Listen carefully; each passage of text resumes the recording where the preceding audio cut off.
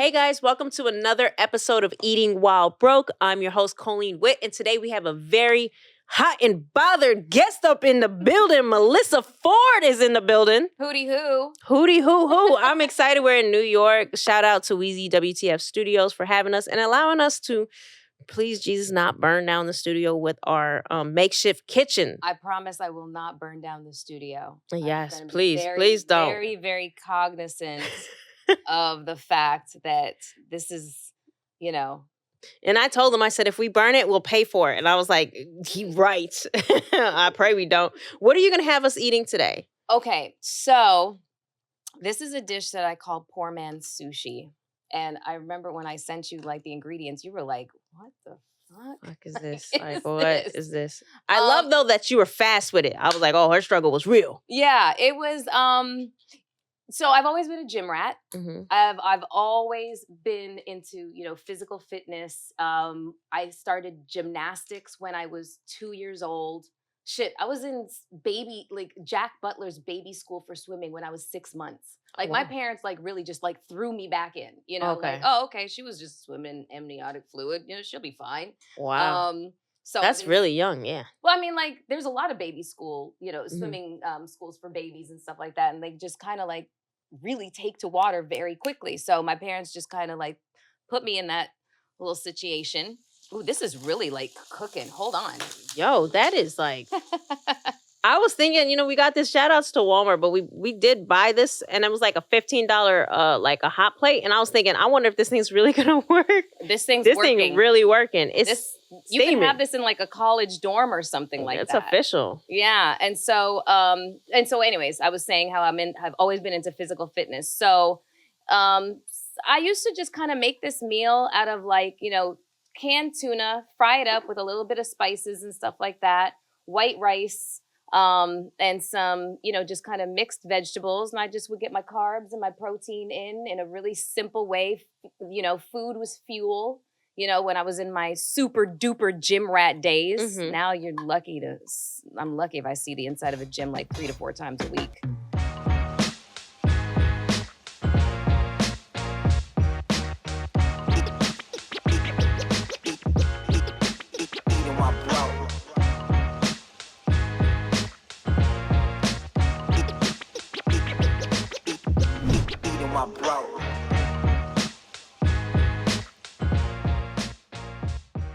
When you hit your 40s, shit really becomes very real as to how you have to stay on top of your fitness regime and your regimen and your dietary regimen. Things have to change. Alcohol can't be, just binging and shit like that anymore. And you got to start lifting heavy. Cardio out the window. You can do a little bit of cardio, but mainly as women, especially, you have to focus on lifting heavy. Why?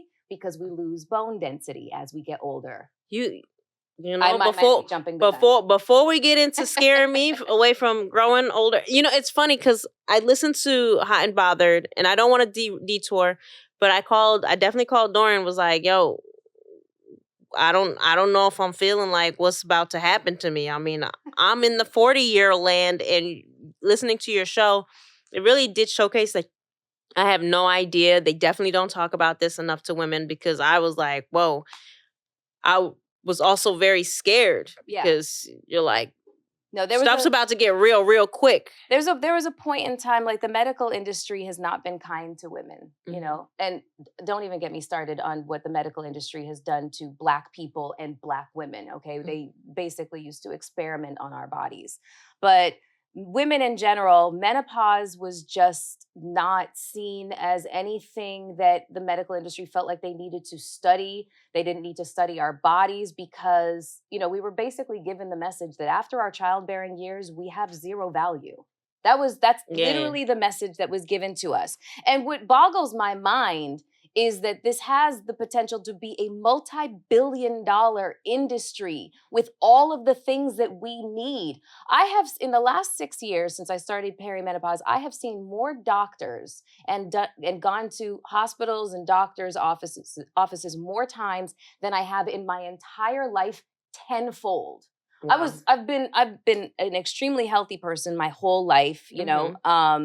thank God I'm not somebody who suffered from endometriosis, PCOS, fibroids, all of the horrible things that some of my girlfriends and other women suffer from. But I had like wicked cramps. I've had a miscarriage. I've had stuff happen, but relatively I've been very, very healthy. Well, take me back to before we get into Yeah. scaring if you guys want to hear more about menopause and ED and all that, you need to check out Hot and Bothered. But before we get into that, let's get a closer look at Melyssa Ford. Because, I don't think we really got to know who you are. And I think just telling us, like, take us back to what exactly was going on during the making of this dish. Okay. So the making of this dish... Get it. Yeah, there we go. The making of this dish, I had just moved to New York. I was living in Stuyvesant Heights, Bed-Stuy, which is really funny because when I was 15 years old, I had a premonition that I was going to live in Bed-Stuy. And this is before I even knew that New York was even divided up into like 5 boroughs, which is like wild. Hold on, I'm going to hold that off. Well, you're originally from Canada, I'm right? originally from Canada. Okay. So I had this premonition when I was 15 that I was going to live in Bed-Stuy. And I was like, where the fuck is Bed-Stuy? What is Bed-Stuy? I didn't even know. I didn't understand. But so when I ended up living in Bed-Stuy, like literally Bainbridge and Stuyvesant in the thick of it, I was like, oh, well, this was kind of like meant to be kind of thing. So here I am. I am an illegal alien from Canada. I have no permission from my country to leave. I have no permission from this country to stay here. I have no job. I have no nothing. And how old are you? I'm 21 years old. Okay. I've put school on hold in Canada. I was studying forensic psychology in university because I wanted to be a profiler working for the BSU or some other law enforcement agency that, did profiling and whatnot. So here I am in New York. I'm living in this apartment. How did I get an apartment with no credit, no money, or no proof of income, no nothing? I was working in a club. The owner had a little bit of a crush on me, and that is putting it lightly. One day, he, calls me into his office and just, starts talking to me about, what's your whole situation and whatever. I was living with a girlfriend at the time. And he basically said that he would get me a condo just as long as I let him come by and watch me masturbate every once in a while. That was the deal. How old was this dude? He was like 55. What did you say? I said, you've got to be fucking kidding me. There's no... Ew. Like, ew. You don't get to see this. No. But wait, how'd you end up with the apartment though? So so he was just like, so he hooks me with a realtor. A friend of his. Okay. He was shady. So you actually said that, like, oh, hell. I was just like, hell to the fuck no. Okay. No, fuck no. And you would have had it rent free. I know. Did he have to be in the room when you did this stuff? Do you know how many of my girlfriends asked the exact same questions? They were like, wait, bitch, what? Like, what's the parameters of this deal? So it was a hard pass. And I was like, yes. And they were like, girl. But they wasn't like record. It was just like he had to be there. This is 2000. I'm just trying to make sure. I want to know if you turned down a good deal. Okay. Listen, in hindsight, maybe. I don't know. But you know what? I'm Canadian. I'm very pragmatic. So you said no. Okay. I was hyper independent. I'm going to do this on my own. So what were you doing in this club? I was a bartender. Okay. So this is how I ended up being able to make money. This nigga could have got me too, basically. Back then, he would have been. Me Too was so interesting. Okay, but anyways, we're jumping ahead. Yeah. Okay, so I'm going to cook up the vegetables in just a second. The vegetables. So guys, just for our listeners, she just heated up the tuna in a pan and seasoned it. Yes. Okay, so I'm going to put this back in once I get the rice and the vegetables going. Although I would have used different vegetables than these ones because these are a little chunky and cruciferous. So we're gonna have. I knew you were probably using like peas and carrots. Yes, exactly. I knew. You know what? I don't know. And for all the listeners, they know I absolutely hate peas. I was like, oh hell no, she's gonna want these peas. I'm not giving her peas. It's okay. We'll handle this. Because I like broccoli. So this I'm guy, cool with it. this guy, you tell him no. I tell him no. So he hooks me up with his realtor, another shady motherfucker. Right. So he shows me this apartment because I tell him what my price, my whole, what do you call that? What my range is. It was $600 to $800 a month. That's yeah. Back then. Back then. Yeah. It's just wild to think about back then. So he shows me this apartment at it was at like Classen and Washington, if I'm not mistaken, if that was what it was. Mm-hmm. And Classen and Washington did not look the way that it looks now. It's very gentrified now. Yeah, okay. Yeah. There's a lot of white people with strollers and shit. That is not the way that it looked back then. And I'm just still so naive that I'm just kind of looking around the place and I'm looking outside the windows and I'm like, yeah, I don't think that this is the place. Yo, there's fucking gangs around. It's not the place, Melyssa. Yeah. Like older me wants to say, girl, no. So I take it you took the place. I did not. Oh, okay, good. So he says to me, I was like, do you have anything else you can show me? He's like, well, I'm showing this apartment later on tonight. And he was just like, it's out of your price range and you're probably not going to get it, but you can come see it anyways. I was like, the fuck? You know, so I was like, okay, fine. And he was like, oh, by the way, the landlord is a woman, so make sure you cover up. Yeah, okay. cover up. And I was like, fuck you talking to? So Okay. So anyways, it's not like I had like my boobs out or anything like that. And it was winter. Mm-hmm. So I got to the apartment early. And it was a brownstone. And I had on a black turtleneck and a cowboy hat and jeans. I don't know what. I really loved this cowboy hat, though. I don't know what it was. I was obsessed with this cowboy hat, and somehow I made it. I feel like it made me seem really innocent. Mm-hmm. And so she opens up the door. This woman, her name was Deborah, and the second she opened up the door, I felt like this. It's gonna sound weird, but like my spirit immediately took to her. Okay. There was just something about her. It was she just was just warmth, you know? And so she invited me inside and we sat down and we talked for about 10 minutes. And it was a great conversation to the point where I forgot where I was and what I was doing there. And she said, well, young lady, do you want to go see the apartment? I said, oh yeah, let's go see it. Yeah.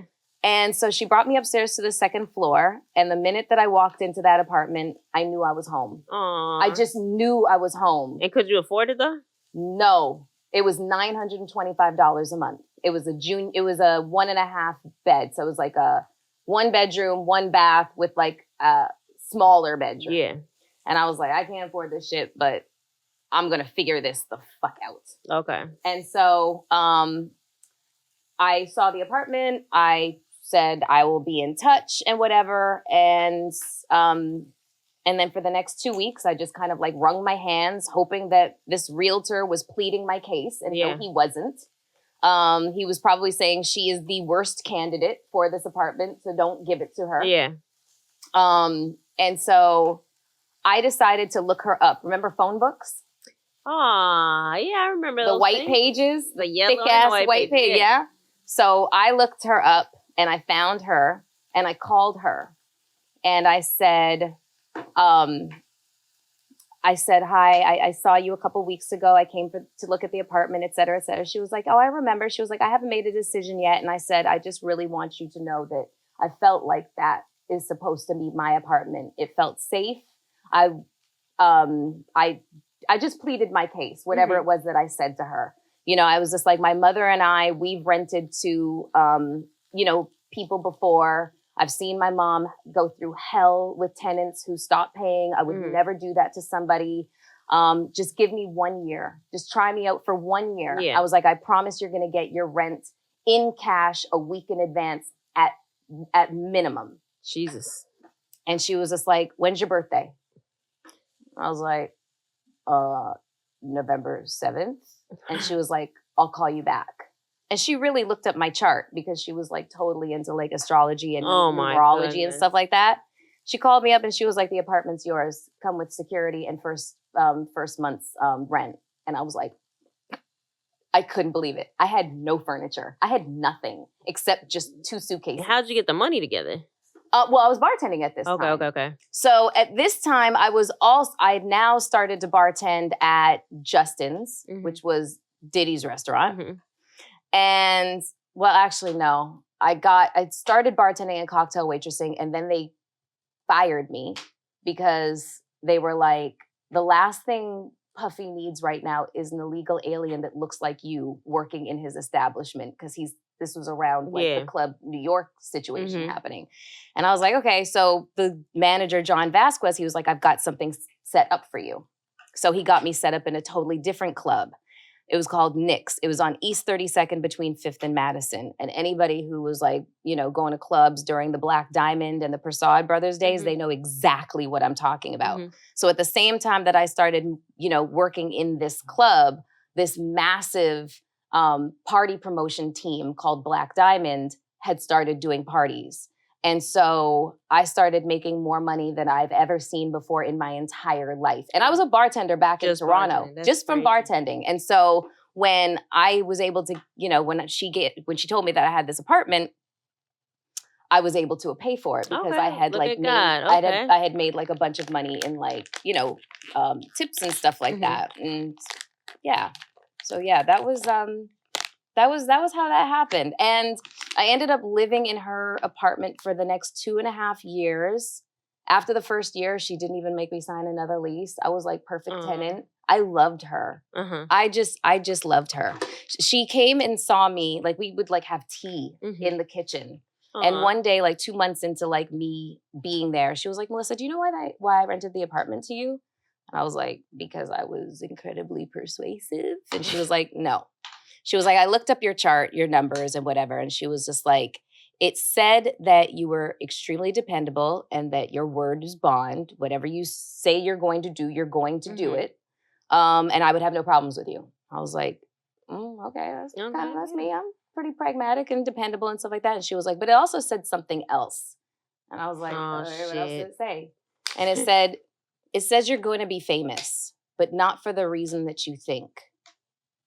And I didn't really know what to kind of like make of that. Yeah. I still don't know what to make of that, So, but that was what she said. And it ended up being like a really incredible like experience. Wow. My first apartment. Now keep in mind. Did you ever ask her what her birthday was and ever try to look up whether No, because that wasn't my thing. And I feel like she was a Gemini because I gave her gifts for her birthday. But I'm trying not to like fucking have this brace go flying. It's like, why is it so hard? Yeah. I should have heated it up for you. Do you guys have a microwave here? It's fine. It's fine. She's going to have to, I'm going to break it up in the bag for her. Okay. Yeah, because those little rice things are savage. Here, you can just put the chunks in here. Okay, let me put the chunks in here so I can All right. break that one So up. after, you got settled into New York, what was that next big power play that like changes the trajectory of your life? Sort of say. I'm still doing music videos at this time. Like before I'd moved to the States, and I was still living in Canada, I had done Big Pimpin', Cher Shayla Ghost, Thong Song Remix, Shake It Fast. Like I'd already done those videos, but I hadn't done. This is before 21. This is basically the year before. Okay. Oh no, actually, it's like the same year. It's the year 2000. Okay. Yeah. And what are your parents saying like during all this? Because you're still fairly young. My dad has passed away. Okay. He passed away when I was 15 years old, almost 16. So it was just me and my mom. And honestly, the last couple of months of me living at home was not okay. Me and my mom were at each other's throats. So when I decided to move to New York, I literally went downstairs to the living room and said to my mother, I'm moving to New York tomorrow. Can you drive me to the airport? Jesus.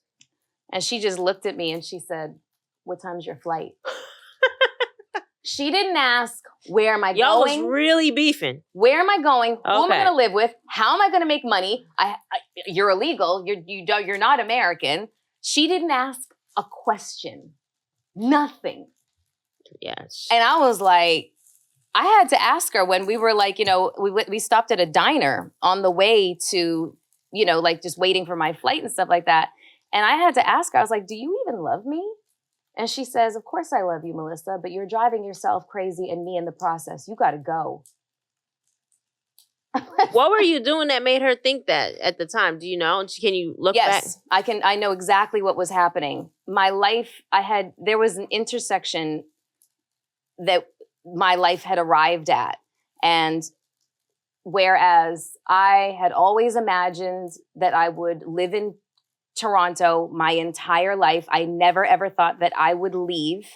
I imagined that, I was going to pay my way through university and I was going to start working in law enforcement as a profiler. Like I was just going to be a regular ass person. Mm-hmm. But then I started doing music videos and my popularity started to increase dramatically. And how did you land your first music video? Director X, who was known as Little X back in the day, he was just kind of looking for the girl for a music video. And after doing a casting of almost every hot girl in the city, his friends arrived at, what about Melyssa? And he was like, who's Melyssa? And let me see her right now. And so he saw my picture. He said, call her right now. That's the girl. And that was basically how it happened. Okay. So I became like a muse of his. His profile started to grow. He started to get more responsibilities, like, more jobs, I should say. This is looking more like a broke man's pork fried rice. Okay, well, we could do doesn't that. It? Doesn't but it look... But that's why it's the broke man sushi, because it's rice and tuna. Yeah. So, but doesn't it look like Chinese now? Kind of does. Listen, a little bit. You told me to come up with a name. No, I like it. I like it, but for all our listeners, I mean, this looks pretty fancy. I mean, listen, I almost said, let's make some biscuits, biscuits with like cranberries in it with the contrasting sweet taste of cranberries. It looks good. I mean, I'm doing my best. I haven't made this in so long, but I can't wait to see you eat it and see if it like brings you all the way back. Like, wow. It might. But so the intersectionality of the two versions of Melyssa was I started doing these music videos. And even though I just really had my head on straight, like, okay, it's just another source of revenue temporarily right now. And it's fun. Is it a lot of revenue for your age at that time?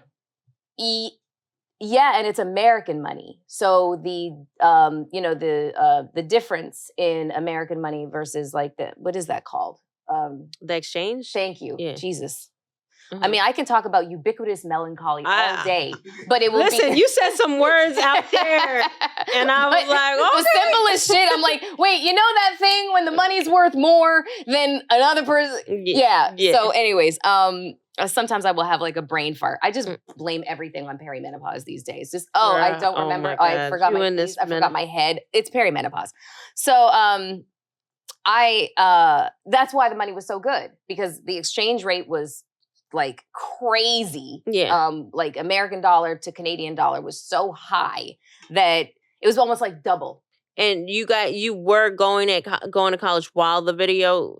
So your mom, was she like seriously semi freaking out a little bit? No, my mom did not force me to do anything ever, ever, ever. Like if I wanted to quit something, all right, quit. She didn't give a shit.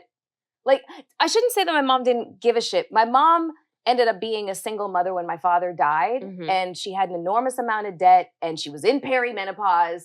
She had so much shit on her plate. She was also dealing with a 16-year-old cunty daughter. You know what I mean? So, like, I could be honest, like, teenage girls are probably hell on earth to deal with. If you don't mind me asking, like, what happened to your father? Like, was it? He was older than my mom. There was a 21-year age difference between the two. So, when he died, he was like 61, 62, which now is very young. Still young. But I mean, men don't really take care of themselves. Yeah, but I'm just saying, it was like a surprise. No, he had had illnesses over the course of the last 5 years. His death was still a shock to me. I was not ready for that. But I mean, because I was a 15-year-old girl, and to me, that was like my superhero. Like, nothing was ever going to really happen to him. He was always going to get past whatever his current ailment was. And no, that's not what ended up happening. And your dad is black or white? My dad's black. Okay. Your mom was white. My mom's white. Yeah. So by the time, so this whole intersectionality thing, when I'm doing music videos and the popularity is gaining, then a pivotal thing happens when I do the Thong Song remix video. I'm on, Cisco asks me to go on tour. And I was like, okay, I could come for like a couple of weeks. He was like, no, if you come, you're coming for the whole thing. It's a few months. And NSYNC is the headliner. And I'm not really understanding what he's talking about because I'm not a dancer. If anybody sees my music videos, I'm not fucking dancing, okay? Like, the New York Times wrote an article on me, like, how to succeed in music videos without actually dancing. And like, what the fuck? You know, I was like, I'm here to give good face. I give good body. I have presence. That's me. Yeah. So I'm the girlfriend. I'm the wife. I'm that. But don't give me any choreography. But he was going to pay you to do this. Oh, yeah. Okay. No, this was a gig. This was a gig. This was not like, this was not be my girl. Yeah. It was like, no, you're coming to work. Okay. So I took it. He was like, don't worry. It's not hard choreography. It's very gimmicky. He was like, I want 2 lead girls, 4 backup dancers, and you're going to be called the 6-pack. Okay. And I was like, whatever. So I called up my jobs. School was on break or like on summer break. And I was just like, I called up my jobs. I was like, would you hold a position for me? Because I'll be right back. I'm just going to go on tour with like, you know, NSYNC, the biggest band in the entire world right now. And Cisco and Pink is the, you know, the starting act. No, and this is before. Pink was the starting act. And this is before she was, you know, this is when Pink. It was like when she was doing R&B. Yeah. And she was like, she was a shit. Bullshit. Yeah. That was not her jam. And we see why now. Yeah. And so I go on tour and I just saw and experienced so much that when I got back to Toronto, the rose-colored lenses were off and this shit looked like a dusty-ass podunk town. I was like, I got to get the fuck out of here. I can't live here. I had because you've seen the world. I just saw so much. I'd become a different version of myself, and I didn't anticipate that happening. There's no way that you could know that that's going to happen. And so when I got back home, I was so unhappy because I'd already seen. It's like I got bit. Yeah. You know, you bit the apple. Yeah. That was what I got bit by the fiend bug or whatever. Yeah. It's something. Yeah. And I just was like, I couldn't go backwards. Yeah. And I was like, if I don't pursue this now at my young age, I'll always wonder what if. And when you say pursue this, what was that pursuit? I didn't even know what the pursuit was. Just needed to get out. Just the attention. Yeah. The attention that I had started to, you know, and the requests. Like, you know, it went from just X hiring me for gigs to Hype Williams and you know, all the other video directors requesting. And are you managing yourself or is there managers starting to get involved? I'm managing the shit. There's no management. I'm a video girl. Like this is not even a career. But you're getting a lot of calls at this point. So do you start figuring out or is anybody reaching out to say, hey, maybe we can manage? No, because nobody really looked at video modeling as an actual career. Like the only person that I could say looked at this as like a viable career option that can lead to other things is this woman named Lashana Stanley, who had a company called Ethnicity Models based out in Miami. And I don't meet her for another maybe year or 2 after I've gotten to the States. But she became very pivotal in me being able to get my first visa and then my second visa to now where I'm legitimately allowed to live and work in the US. Yeah. And so I don't even meet her for the first like year and a half, 2 years of me being there. So I'm like bobbing and weaving customs. I can't go home. If anybody from home wants to see me, you got to come see me because the minute I try and get on a plane and go through customs, they're going to be like, where's your, I'm going to get thrown into secondary. Wow. I risk being banned from the US for years, maybe forever, fines. It was a little perilous. You know? What was your mom saying during all of this? She wasn't saying anything because she was trying to like pay the mortgage and keep food on the table. So her mentality was very much like, Melissa's going to do whatever Melissa's going to do. Okay. Like, that's just it. Like, there's nothing that you can say or do to try to sway her either way. You're strong-minded. Scorpio, extraordinarily strong. And my mom is Eastern European. She's, Norwegian and Russian. And, if you know anything about this type of people, they're very stoic. And they're not the most, she was not the most loquacious person. She was... You're using a lot of big words. Okay, she was quiet as fuck. Okay. She had her little tiny circle of friends. She had her she had her hobbies like book club and aquafit. Okay. Stuff like that. She volunteered at animal shelters. She had a book library card. Okay. My mom was a very simple woman, so the things that I was doing were so out of the realm of her conceptualizing what it meant, that she was like, oh, okay. So when I started appearing on the covers of magazines at her job, the store underneath her job, and there's young male employees who are like, yo, that's Melyssa Ford's mom. And she would just be like, she was so funny. Was she embarrassed or was she proud? No, she wasn't embarrassed at all. She was proud by it. She was proud. She was nice. So proud. She was I love so that. proud. But she was also very... she was just she was always just so it's not like she beamed with pride. Okay. I literally was level-headed about it. Extraordinarily level-headed. Okay. She didn't come in with copies of issues of the latest magazine I was on. Okay, all my friends want autograph copies. Yeah. She never did that shit. Okay. So... But you knew she was proud. And it seems like she did a good job with not, I guess, what are you, stifling just kind of letting you... Yeah. But it's weird, though, because you did say that, there was a point where you questioned whether she loved you from not being so on you. Yeah, because, Gen Xers will understand. We had to parent ourselves. We're the generation that our parents put a key around our necks, put a string and a key around our necks, and they were like, this is how you go home on public transportation. I'm 8 years old. You know what I'm saying? But this was what it was like. And when you get home, don't burn down the fucking house. Make yourself something to eat. So you're learning how to cook at 7 and 8 and 9 years old.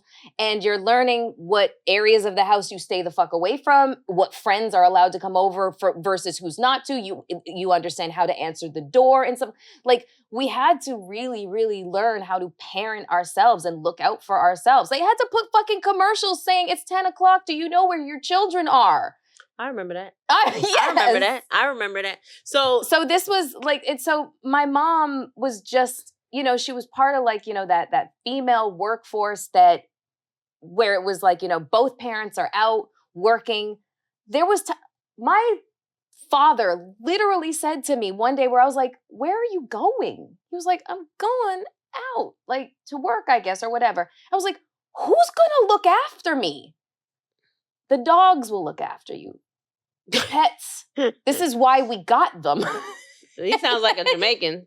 He's Bayesian. He was from Barbados, okay. But he was just like, the animals will take care of you. Yeah, you hear them bark, you know to look. You know what I'm saying? But no, he wasn't West Indian to the point where we kept our dogs outside. They were inside dogs. Okay. Everybody was inside. So that's another thing that my parents did. They never really said no to any animal that I wanted because they knew and probably had a significant amount of guilt knowing that, you're leaving your child home to fend for herself. And you're an only child. And I'm I have stepbrothers and sisters, half brothers and sisters, but I was raised like an only child. I was the only child in the house. Okay. Yeah.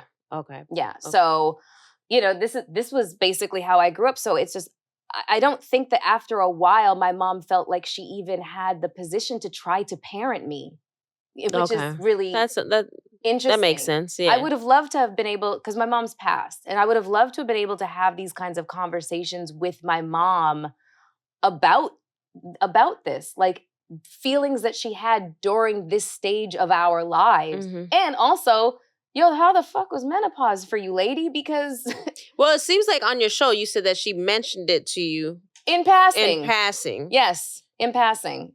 Like, it was just like, oh, by the way, I started menopause at 42 and I was 41. So it's probably going to happen for you around the same time. Hi, what the fuck does that mean? What does that mean? Yeah, and did you? She didn't. So I didn't ask. Oh, what you does didn't. that Okay, mean? okay. Because I was recovering from a traumatic brain injury at the time. So forgive me, my Okay. brain's bleeding. Didn't really have like a whole load of questions to say. Okay. Hey, to help me. What's this navigation of this whole? What is this? What Yeah. is menopause? Yeah. What the fuck is that? Yeah. It seemed like nobody knew because nobody wanted to talk about it. Mhm. Again, we go back to the medical industry and how much it ignores women after a certain age, and just I started seeing that like Halle Berry started coming out. I saw social media clips, and she was like, "No one's talking to women about these things. They misdiagnosed." And I was like, "Whoa!" I'm gonna tell you what's happening. You want to know what's happening? Gen X again we're fed up with having to have figured everything out. So wait, hold on one second here. You wanted us to raise ourselves like we were like, feral animals or something like that. You put a key around our necks. You put us on public transportation. You tell us to get home safely without being kidnapped and shit like that. Cook, but don't burn the fucking house down. Like, we're like the forgotten generation that had to like literally fend for ourselves we're the Encyclopedia Britannica generation. So there was no Google. If you wanted to figure some shit out, shout outs to that. You had to find the volume. But do you think that also is what is the seed that makes you great? Oh yeah, it makes it makes you hella. It gives you that perseverance, right? It's like a gift and a curse. Anytime people think they got me backed into a fucking corner, anytime people think that they got me, they can count me out, you got me fucked up. My level of tenacity and resilience, y'all don't know. You don't know what I have had to do to survive. Everybody thinks, oh, there's a pretty privilege element to your life, and no, I've had to claw my way through my entire fucking life. Yes, pretty privilege has basically, has been a factor in some ways, but not everything. But not I was gonna say now, your rise to the success. Mm-hmm. So your rise to success is definitely wasn't straight. I would imagine being in this business for as long as you have, it had to have been a roller coaster, right? Like a up and down. Mm-hmm. Let's talk about some of the lows. The lows were that, because you talk about management, the lows were that nobody seemed to know what the fuck to do with me. Mm-hmm. You know what I mean? Like, nobody seemed to know what to do with me. And I was fucking winging it. I went from being a music video model to appearing in magazines as features, and then, the covers of magazines and calendars and stuff like that. But I'm literally free floating through life. I don't know what the fuck I'm doing. I'm just landing. Like, you're just fielding calls and taking deals. Yeah, that's literally it. I'm hoping that I'm making the right decision, but I don't know. I have no sense of mentorship. I have no management. I have no nothing. And then how are the men in the industry, like behind the scenes? Did you have to be like tomboy mixed with sexy? Like, how did you have to manage that whole? No. And what's interesting about that question is, when I did Angie Martinez's show, IRL, with Angie Martinez, we talked about the different ways in which we had to approach, our careers. And she did what you just described. Like, she had that, covered up and had to, had to kind of like, really kind of portray like that tomboy. Or slash bitch, yeah. Yeah, just there's different ways in which women had to survive in this business. And with me, I kind of was, I was very, my image was very sensual, some might say hypersexual, but I won't agree with that. I was very, Pam Anderson, Marilyn Monroe. Yeah. I was the pinup girl, yeah, and I was very clear on that. But the ways that I protected myself was I insulated when it came to the videos, I insulated myself with the higher ups. So director, producers, agents and whatnot. I didn't, hang out with the artist. I didn't cross boundaries, mm-hmm. and I did not do blurred lines at all. So like once they called cut, if an artist was like flirting with you, you're like, all right, bye. Like kind of how Janet Jackson like cut the number after the Poetic Justice yes type shoot. You were like, yeah, great. Deuces. Like Okay. I'm not. Okay. I'm cool. I'm not that cool. I'm not that cool where I'm going Nice. to, I don't want the blurred lines because that's not why I'm here. I'm here for an honest day's work for an honest day's pay. That's what I'm here for. So that was one of the ways that like I kind of protected myself. And another way that I would kind of protect myself, I'm real big into like nonverbal communication. So, you know, I guess people would expect me to just be that like that super vixen all the time. And I wasn't that super vixen all the time. On my own time, regularly, I'm very jeans and t-shirt. I'm walking around my house in like a sweatsuit, you know, or sweatpants and a t-shirt. Like I'm not overtly sexual all the time. That shit would be exhausting. But how did the Cisco deal come about if you were keeping those lines like hella strict like that? Well, because I was the lead in the Gloria Velez and I were the two leads. So I was the first half of the video, and that part of the video was shot in Druid Hill Park in Baltimore. And so it was just us. There really was no other girl. So it was just us. So we had to spend a lot of time together. So even when they yelled cut, we were like mounted on this motorcycle and this dolly that was on a truck. So we couldn't go anywhere. We were literally fixed into that shit, and we'd be there for hours and hours and hours and hours. And so this was over the course of like 2 days or something like that. And then it went to, we flew to LA, and that's where the rest of the video takes place. And so by that time, we just kind of like developed like a cool rapport. And Cisco was very respectful. Like he wasn't like, you know, just trying to, he just wasn't that guy. You know, to try you. He just wasn't that guy. He just was very friendly and very nice. And that was it. And so he asked me, he was like, looked at me and Gloria. He was like, I want you two to be the leads in my, on tour with me. Yeah. And that was what happened. And he did it right there. He was like, try to, he talked to us at different times, but basically he asked me when we were still in Baltimore. Awesome. Like he made that decision really quickly because he knew tour was happening very, very fast. It was like within the next 2 weeks. So he had to make a decision, and he was making decisions. And I don't know if he got the idea for the 6-pack right then and there, or if he'd been formulating the idea and he was like, she's the one. And then, she's the one. And then filled out the back with the other 4 girls. I've crossed paths with him like a way back. He seems very legit. Yeah. Yeah, he seemed very legit. Yeah, he's a nice guy. Look at this. We're going to try this poor man's sushi. I think it looks like Chinese. It does kind of look like Chinese. It looks really good. It does look a little bit like Chinese, but yeah, this was in a pinch, or I didn't really have a whole lot of, you know, money. So when I also switched this up with like canned salmon as well. Oh. Yeah. I feel like we had canned salmon on the show before, and it like stunk up our whole set. That's why I went with the tuna. Thank you. Stinky. You're giving me all this, and I don't know if it's because you're watching your figure. Listen, I was trying to like even it out. Look, this looks good, guys. Okay. Can the camera see this? I don't know. See that? Can you see that? I don't know if they can see it. They can. I'm gonna go ahead and try this. Okay. Here we go into the judge. Should I stay here or should I move over to this one? I feel like you could stay. Let's stay here. Okay. Well, I was scared about the Sriracha. And? Not that bad. Yeah. It's a little strong. You do season. She does season her food really well. That's the black side of me, right? Oh, this is cute. I haven't had this in so long. This is pretty damn good. Thank you. This is really good. I'm really kind of loving this. I gotta go back to making this shit. You know what? There are dishes on this show where it's so good that I go home and I make it for like a week. Oh yeah? Yeah. This is really good. You seasoned it well. Thank you. Sriracha is hot. It's not that hot. Well, I don't really eat a lot of spice, but neither do I. That's the white side of me that can't really deal with spice. You gotta admit though, these vegetables work. Yeah, no, they work. Yeah, it works. It works. It did work. Better than peas? It's good. I'm impressed with this dish. Thank you. I'm impressed. So let's talk about like because there was an era where Video Vixen and all that stuff was in.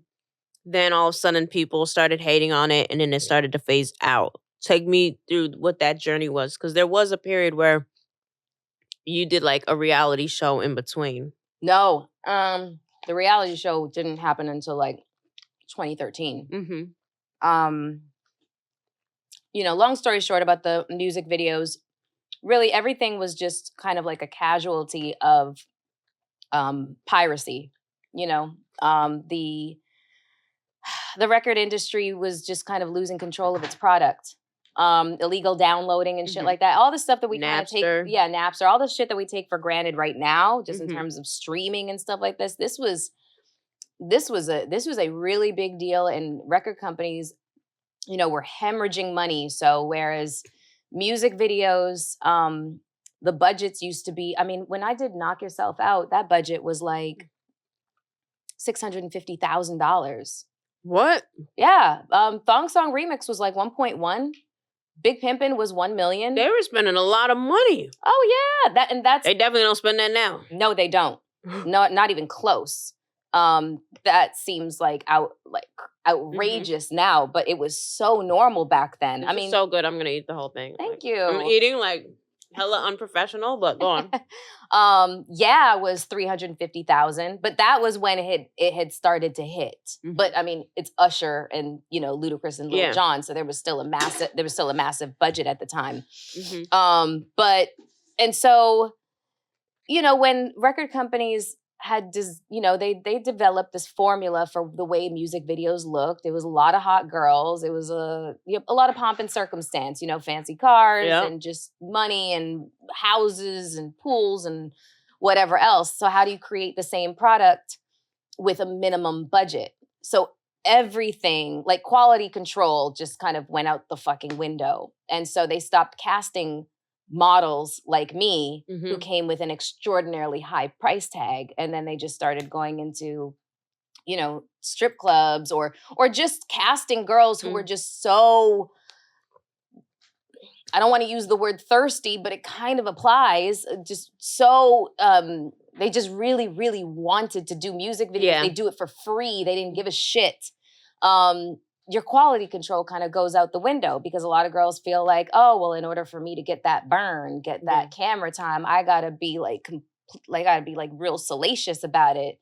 And so, I was very like, I'm not wearing that. Don't fucking touch me. I'm not doing that. And I'm not doing it for that low of a price. I'm sure at that point you were like, hell no. Even when you're paying my price, I'm still not wearing that. I'm not doing that. Mhm. Don't fucking touch me. Like that was me. Girls were like, you can stick your tongue down my throat. We just met, whatever. They'd be wearing the littlest, tiniest things. They'd be twerking. But it's like every video almost became, and then also Uncut happened too. BET Uncut. Yeah. That was like the after hours, right? Yeah, but everybody was staying up for it. So it's just like, so gone were the days of like, video models being like, the tasteful. There being like an element of taste to it, and then being casted actual models. And so people just weren't able to tell the difference. Do you feel like do you feel like the female videos are like getting more raw than the guy videos? Like sometimes I see some of these girl videos, I'm like, damn, the girls are doing the girls a disservice at this point. Yeah, but I mean, I think that it's for a completely different reason, because I mean, like, they are the artists themselves. Mhm. And to me, this generation has a different sense of agency over and ownership over their body and their sexuality. They unabashedly, unapologetically flaunt it without a sense of repercussion. They dare you to challenge them or to make them feel bad about it. Yeah. They're like, they're just completely different than we were in a really good way. You like it? Are you respect it more? Just autonomy. Mhm. I like autonomy. Mhm. This election and the war for control over women's bodies Mhm. that's the part of this whole thing, this country, the overturning of Roe versus Wade, that literally makes me so fucking upset and so sad and is so triggering.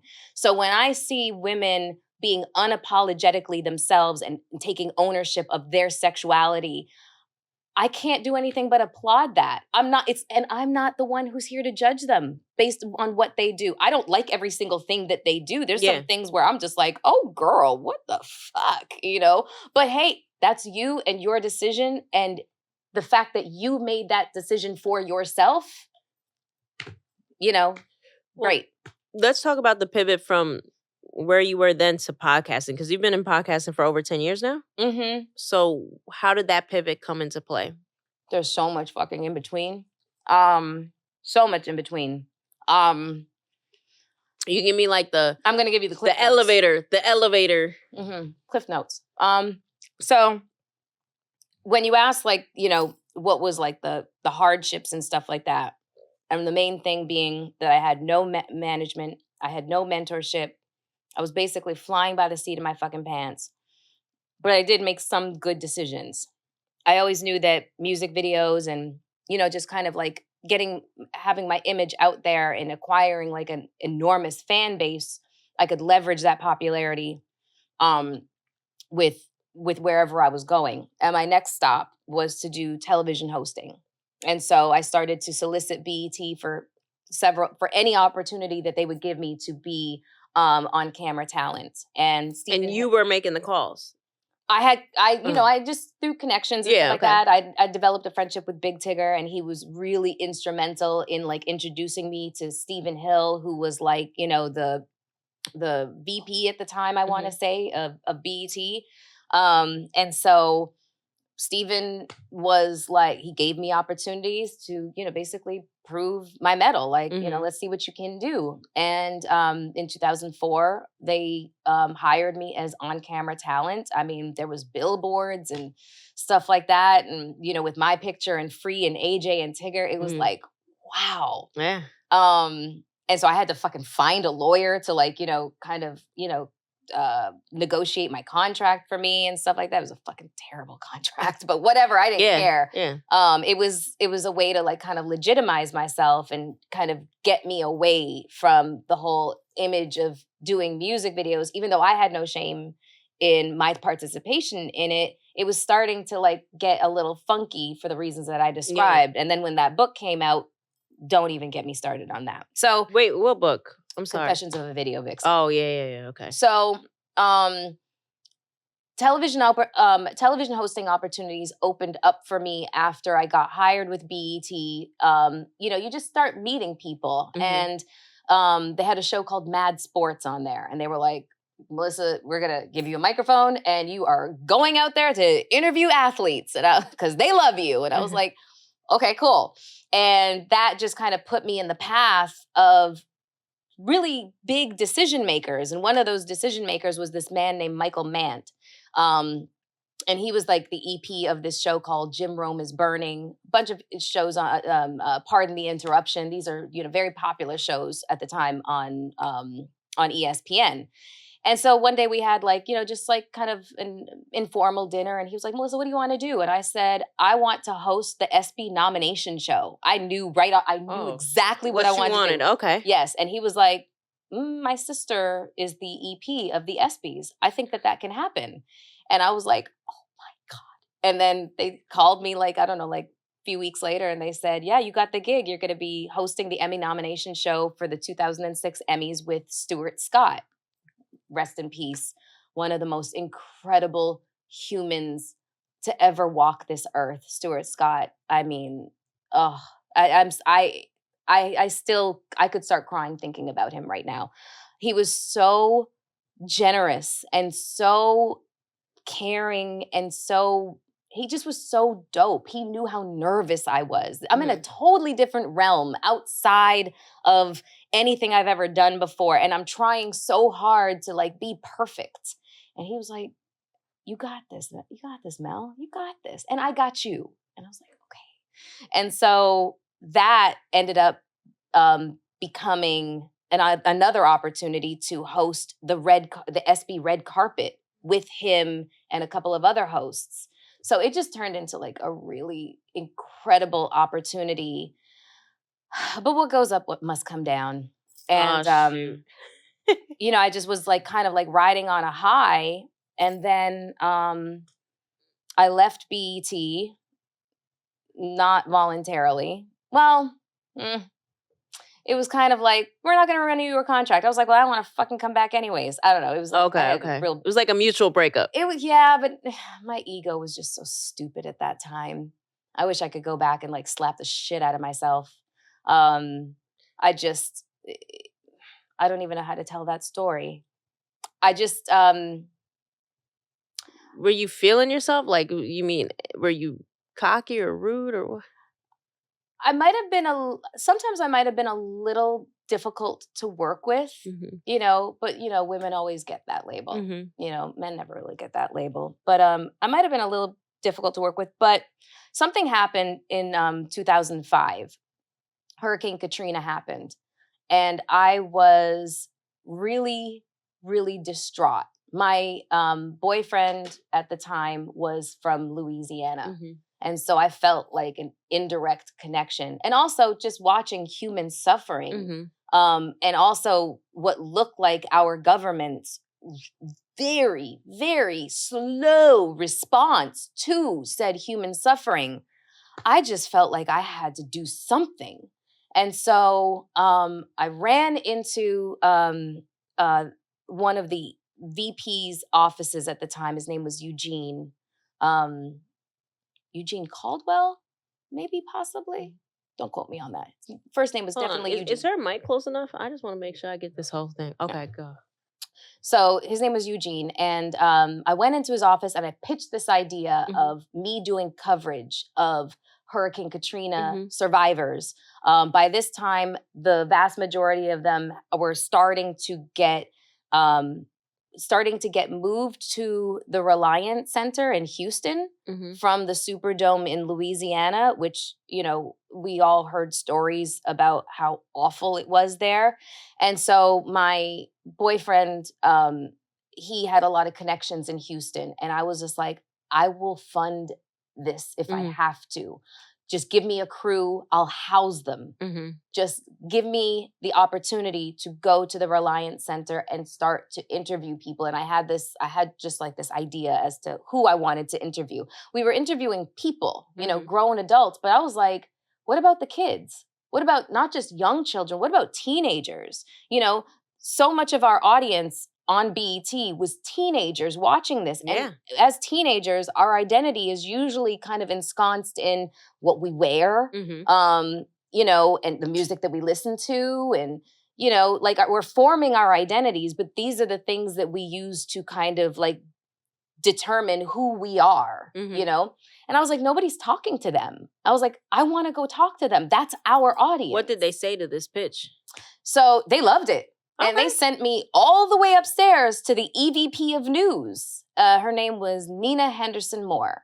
I can't believe I remember this shit. This is so long ago. And I just was so like bright-eyed and bushy-tailed and so enthusiastic. And I felt like this was the way for me to finally drop this kind of, this, I don't know. I was just being the video girl. I was like, no. I want to be recognized as somebody who has journalistic integrity and ethics, who may not have gone to school for journalism, but I sure as fucking act like one. And I know how to ask questions. I know how to interview people. So I just wanted this opportunity. Not everybody who's out there with a microphone went to school for journalism. You know what I'm saying? So she was all for it. She loved the idea. It looks like all systems are go. And then there was a meeting that took place with a very powerful consultant. And this came up on the agenda. Melyssa Ford, going to host, Reliance, blah, blah, blah, da, da, da. And he said, why the fuck are we sending a video girl out into the field to handle this shit?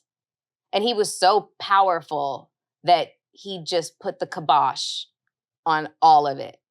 And they didn't tell me right away. I had to literally beg them to tell me what had happened. Like, everybody was so gung-ho and so enthusiastic about this with me. And I'd already started talking to people that I wanted to be the crew. Like my producer from my show, which was BET Style at the time. I wanted her to come with me. I had skeleton crew. And I was so fucking devastated. very soon after this, I did an article I did the cover of Double XL's Eye Candy issue. And I was the premier issue. And then I did an article, a written piece for it. And I'm trying to remember who it was that wrote it. I can't remember right now, but they were a really prolific writer. And I talked about this situation because I was still smarting from it. I was still so fucking angry. I would have been hurt. I was very hurt. Yeah. I was really, really hurt. But I'm a Scorpio, so my fucking stinger was up. And so, that's a hurtful ass thing, yeah. So I told the story, and then one of the quotes was, "It was at that moment that I realized that the glass ceiling was a lot closer to my head than I'd originally thought." And then the magazine came out, and I was in the airport at the time when I saw it, and I grabbed it off the stand. I was like, like Carrie with the Vogue, and I ran to the gate, and I'm reading, and I'm like, oh, shit. Fuck. So I called up Stephen Hill, and I said, I have to come in and talk to you. I didn't tell him why. I just wanted to be upfront that this article was out, and I didn't want it to end up on your desk without me kind of putting it on the desk and me talking about this and giving you the reasons why. Jesus. Yeah. Well, I think that was one of the reasons that led to termination several months later. It doesn't sound too much like ego, though. It sounds like, it doesn't sound too much like, like you had, it sounded like you were like, oh, well, maybe it was my ego. But it seems to me like it was more like, you got passionate about your job and your purpose. And, how does that make you feel? Because it also came up in your Unbothered episode. I hope we're not going over, but. Yeah, go into the podcast. Okay. All right. But I know on the podcast episode, you had an opportunity to speak at Harvard. Yeah. And that kind of came up, like OnlyFans, I think, came up. Yeah. How does that make you feel? Do you have like a love-hate relationship with this thing that kind of like helped you, but now of the age now is starting to hurt you?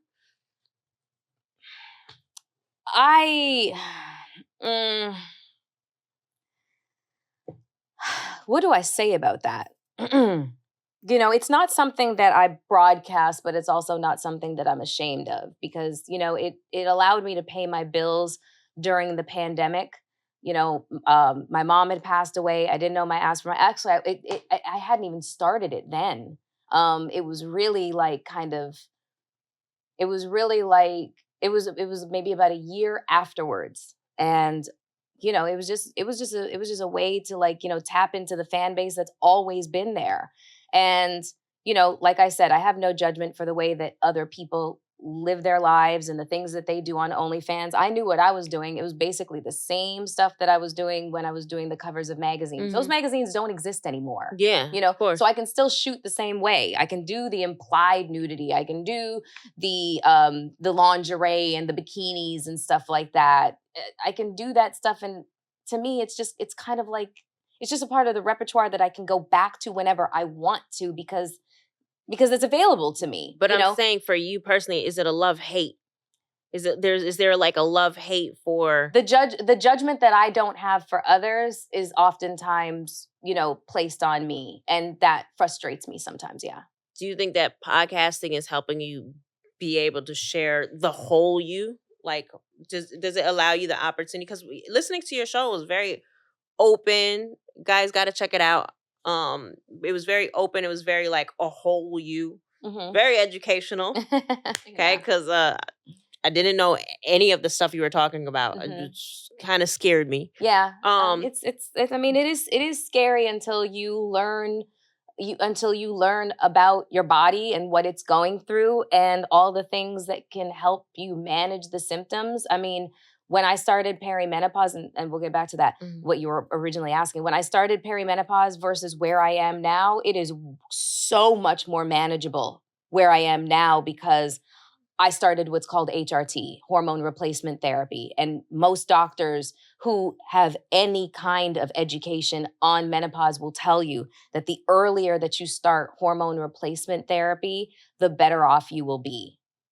There's women that I know that are in their 50s that have never done it before, and like they have really severe symptoms. And there's so many symptoms. Oh my God, it's like crazy. I see women talk about it like in offices, but they'll like usually shoo me off. Like, you don't understand, Coline. Just you're not there yet. And I'm like, okay, whatever. Just remember I'm 40, guys. I mean, well, the strangest symptoms are things like tinnitus, seeing things out of the corner of your eye that aren't really there, hives, dry skin, losing your hair, brittle nails, ocular issues, like, eyesight issues. Like, there's so many symptoms. Everyone's just like, oh, menopause, hot flashes. I've never had one. I had night sweats, which is different, but within the realm of the same thing. It's basically your body's inability to regulate its temperature. This is just some of the stuff. Basically what menopause is, it is less a gynecological transitional phase in a woman's life, and it's more cognitive. 75 to 80% of the symptoms that you will experience happen up here. Okay. And this is the thing that makes you feel like you're going fucking crazy, because it is cognitive. So sorry that it sounds scary, but there is definitely ways to make it easier and stuff like that. But like, just kind of, podcasting does allow me to reintroduce myself, but I feel like I'm constantly reintroducing myself, like the conversation about music videos, it comes up in every single interview that I do. And some people are like, isn't she tired of talking about it? I'm like, it depends on which angle we come at it from. But there are some times where I'm just like, can we focus just on this? Because I feel like, be careful how you introduce yourself to the world, because they'll never let you forget it, kind of thing. Yeah. I feel like that's my cross to bear, And like I said, but I think you're wearing it well. Like you're even listening to Hot and Unbothered. It's like you're a very pro woman's champ. I think women need to acknowledge that more than anything, and I think we know that. From you. Yeah. I think if anything, it's. And I don't even know if men shade like that, but I feel like it's more like even hearing that this consultant came in the room, I'm guessing he was a guy. Yes. Maybe. Yes. It seems like the guys are maybe hating because everything that you stand for seems to be pro-woman and pro-unity with women and owning ourselves. And yeah, with a real focus on health, wellness, and mental health. That's my lane. That is where I thrive. That is where I am a conduit. And I use my experiences and I use my storytelling abilities to make people feel seen and heard and represented. That's why I'm here. That feels like very purposeful for me. Yeah. So the hate will come from all directions. You know what I'm saying? Like, I've been accused of not being a girl's girl. I was like, what the fuck does that even mean? Like, look, there's going to be females out here that don't like me. Trust and believe I can name quite a few that I don't fucking like either. But that doesn't mean that I don't care about women's issues. That doesn't mean that I don't want to educate women on, young women on what's coming down the pipeline so they don't have to suffer like the fuck, like I had to suffer and my girlfriends had to, where we had to biohack our bodies to figure out what the fuck was going on. You know what I'm saying? What do you want your listeners to gain from Hot and Unbothered? It's informative. It is compelling content. I'm going to have medical doctors and experts, but I'm also going to have stories of just real people. Like one episode that I want to do is with my girlfriend Nicole. She's this beautiful, beautiful chocolate woman. She's just warmth. Just just this smile, this Cheshire cat smile. And she's 52 years old and she just had her third open heart surgery, but she's also a nurse. And when I was at the hospital visiting her, I had never seen anybody advocate for themselves the way she knew how, because she could read her own chart and say, I'm not doing this, I'm not doing this. And what that taught me was how much malpractice actually happens in hospitals, and scared the shit out of me. Wow. And so I want her to come on this show to teach people how to advocate for themselves when it comes to dealing with doctors, and understanding doctors are not God, even though some of them may think that. That's what I want to do. I want to, create episodes that have stories that people feel kind of run parallel to their own lives, and just, have this kind of sense of I don't know, symbiosis. Yeah. You know?